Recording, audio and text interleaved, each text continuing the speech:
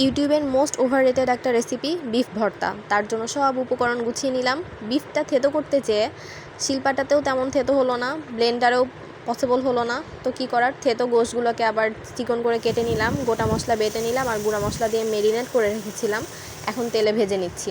তারপর আলু আর পানি দিয়ে সেদ্ধ করে নিব আর কি। পেঁয়াজ দিতেই ভুলে গিয়েছিলাম, সেটা দিলাম। তারপর এত ঝাল হয়েছিল, ইউটিউবে সবসময় বিশ্বাস করতে হয় না। পরে আমি সস আর চিনি দিয়ে ঝালটা ব্যালেন্স করলাম।